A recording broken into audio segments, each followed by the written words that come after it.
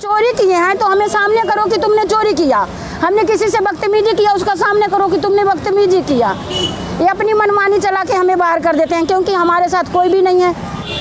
पूरे कोरोना के अंदर न किट मिलते थे, न ग्लव्स मिलते थे, न मास्क मिलते थे। कोई भी सिस्टर, कोई भी इंचार्ज से मांगने के लिए जाते थे, नहीं हमारे पास ऊपर से नहीं आ रही है तो हम कहाँ से देंगे। 3 साल कोरोना हुआ, 3 साल में मैं कोरोना में ड्यूटी किया हूँ। तो उसका कोई एक्स्ट्रा पैसा नहीं दिया? मेरे को कोई एक्स्ट्रा नहीं, अगर 1 दिन छुट्टी करते थे तो 2 दिन का पैसा काटता था। तो उसमें तो सरकारों ने बोला था कि जिसने भी 100 दिन काम किए होंगे तो उनको गवर्नमेंट पक्की कर देंगे। कुछ नहीं करा सर, यहाँ पक्के यहाँ ठेकेदारी की नौकरी हटा रखी है, पक्कों की बात अलग है।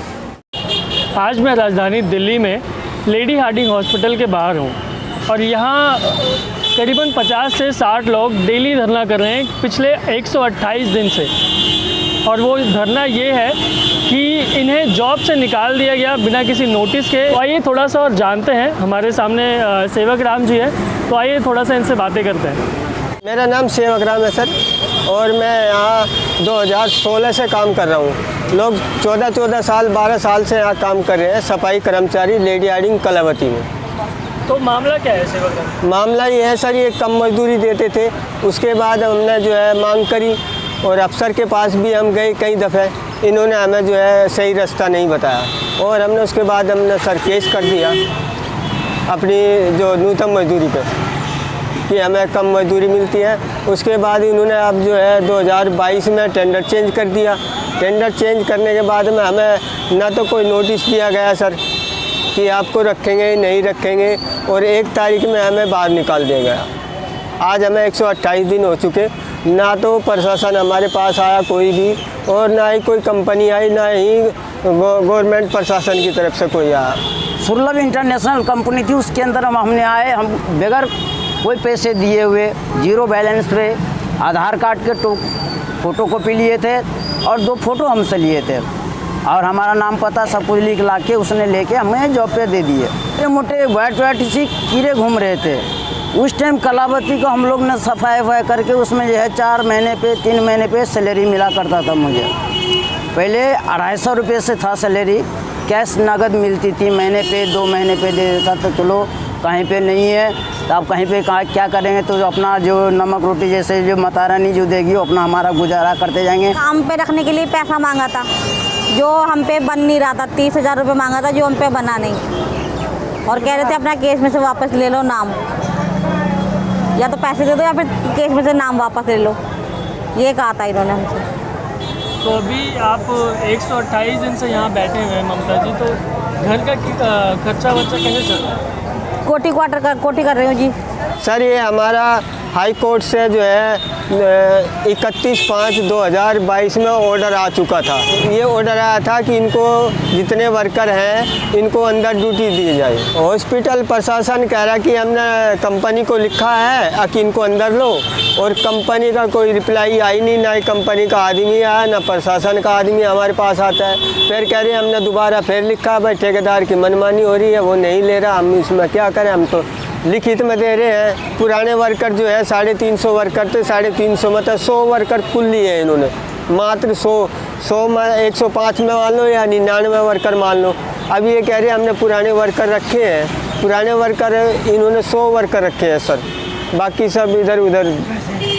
मैं 5 महीने में कम से कम 50-60 हज़ार रुपया 10 रुपये से कर्जा करके बाल बच्चे को खिलाता हूँ।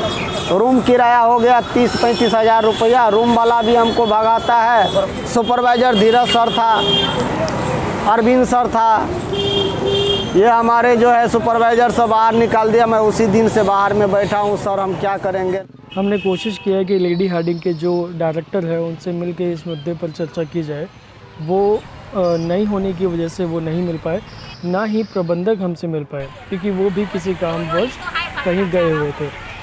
फिर हमने कोशिश किया कि जो हॉस्पिटल में जो सुपरवाइज़र है उनसे मुलाकात की जाए, बट वो भी नहीं मिल पाए। अरे दिवाली आने वाला है, मेरे रूम किराया मांगता है, अब मैं वो उसको क्या जवाब दूंगा। फिर हमारे छठ पूजा आ रहा है, मैं छठ पूजा कैसे करेंगे। हमारे ये कमर के दवाई चल रहा है, वो कहाँ से करेंगे। सरकार से हम रोजी रोटी मांगते हैं। मोदी जी कहते हैं पकौड़े तल लो, पकौड़े वाला भाई साहब हमें जगह नहीं है, पकौड़े उठा के भागना पड़ता है। और बच्चे का तो लाइफ ख़राब हो गया ना। अब वो कहते हैं बेटी बचाओ बेटी पढ़ाओ। हमारी बेटी रघुमल आरामबाग से रघुमल पैदल जाती है पढ़ने के लिए। वो बच्चे कभी रास्ते में चक्कर खा के गिर जाएंगे तो फिर क्या होगा। आज तक इनको ईपीएफ नहीं मिला है, जबकि कानून है कि आप जब से नौकरी कीजिएगा 1962-52 का कानून है ईपीएफ कानून। ईएसआईसी का कोई बेनिफिट नहीं मिला है। बहुत सारे वर्कर कोविड में मर गए, ठीक है ना, 1 रुपये का उनको कोई मुआवजा नहीं मिला है।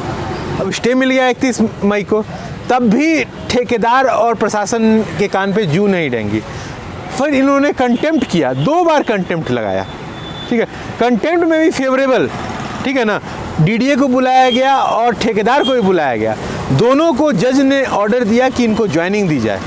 अभी भी इनको ज्वाइनिंग नहीं दी गई है और मुझे नहीं पता कि किस मतलब दबाव में कोर्ट ने जो अगली तारीख थी आपको 1 या 2 नवंबर की दी है, क्योंकि भाई 31 मार्च के निकले हुए कर्मचारी हैं, सफाई कर्मचारी हैं, दिल्ली अधिकतर दिल्ली के बाहर के हैं, इनको न्यूनतम वेतन भी पिछले जून से मिलना शुरू हुआ है।